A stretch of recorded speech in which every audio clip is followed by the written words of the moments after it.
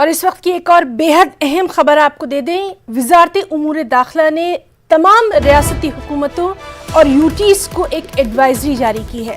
इस एडवाइजरी के तहत खवातीन के खिलाफ जराइम की रोकथाम की हिदायत दी गई है और जराइम की सूरत में पुलिस की कार्रवाई को यकीनी बनाने पर जोर दिया गया है। तो बेहद अहम खबर, जिस तरह से लगातार हम देख रहे हैं कि खवातीन के खिलाफ जराइम के जो मामले हैं उनमें इजाफा देखा जा रहा है, उसी को देखते हुए वजारत उमूर दाखिला ने तमाम रियासती हुकूमतों और यूटीज़ को ये एडवाइजरी जारी की है।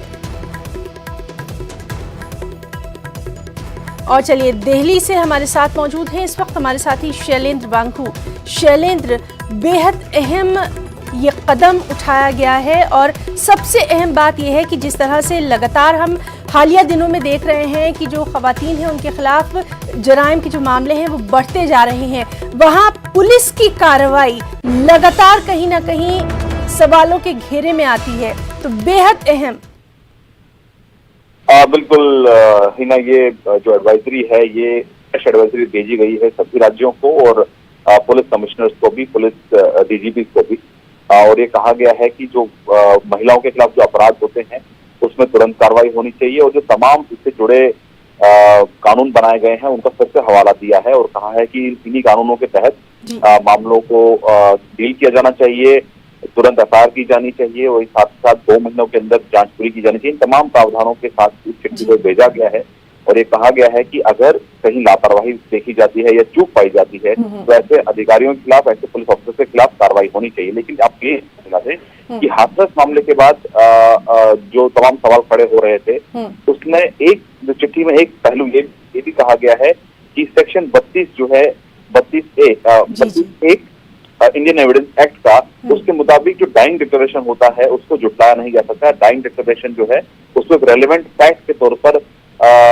लिया जाना चाहिए और कहीं ना कहीं ये अगर हम जोड़ के देखें हाथरस वाले मामले से तो वहां पर भी डाइंग डिक्लेरेशन आया था जो पीड़ित महिला थी, तो जाहिर तौर पर उसको देखते हुए ये काफी इंपॉर्टेंट पॉइंट है जहां पे कहा गया है कि डाइंग डिक्लेरेशन जो होता है विक्टिम का उसको नजरअंदाज नहीं किया जा सकता, उसको एक फैक्ट के तौर पर देखा जाना चाहिए। तो जाहिर तौर पर एक फिर से एडवाइजरी भेजी गई है सभी राज्यों को ताकि ऐसे मामलों पर जल्द से जल्द कार्रवाई की जा सके और अगर कोई दोषी पाया जाता है, कोई अधिकारी लापरवाह पाया जाता है तो उसके खिलाफ कार्रवाई की। जी शैलेंद्र वांगू, बहुत बहुत शुक्रिया अदा करना चाहेंगे आपका तमाम तफसीली जानकारी के लिए।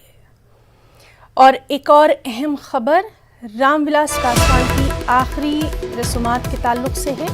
उनकी आखिरी रसूमात अदा करने की तैयारी की जा रही है। पटना की रिहाइशगाह में चिश्ती खाकी को रखा गया है और कई सियासी लीडर हरदिल अजीज रामविलास पासवान की रिहाइशगाह पर मौजूद हैं।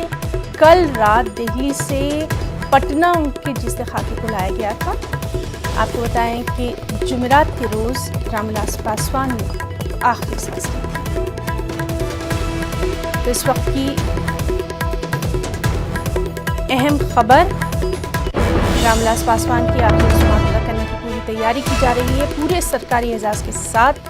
आप देख सकते हैं उनके बेटे चिराग पासवान और तमाम अहम लीडर इस वक्त वहाँ मौजूद हैं अपने इस हरदिल अजीज लीडर को खराज अक़ीदत पेश करने के लिए। पूरे आखिरी रसूमात के साथ, पूरे सरकारी एजाज के साथ उनकी आखिरी रसूमात अदा की जाएगी। और एक और अहम खबर आपको दे दें, गर्लफ्रेंड के घर में बॉयफ्रेंड का कत्ल हुआ। दिल्ली से ये खबर है जहां लड़की के माँ बाप ने लड़के को घर बुलाया था और दोनों के मिलने जुलने से खफा थे लड़की के घर वाले। और अब ये खबर आ रही है कि लड़की का कत्ल कर दिया गया। दिल्ली के आदेश नगर इलाके का ये वाक़या है।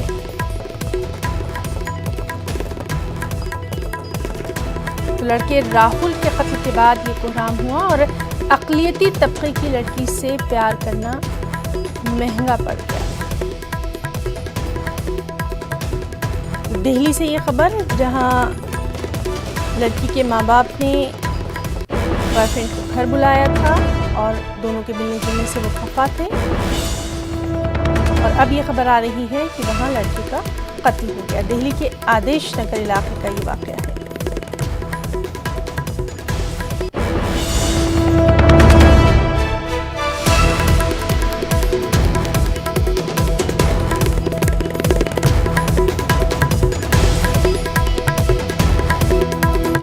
तो खबरों में फिलहाल इतना ही। ताज़ा खबरों के लिए आप लॉगिन कर सकते हैं news18urdu.com पर।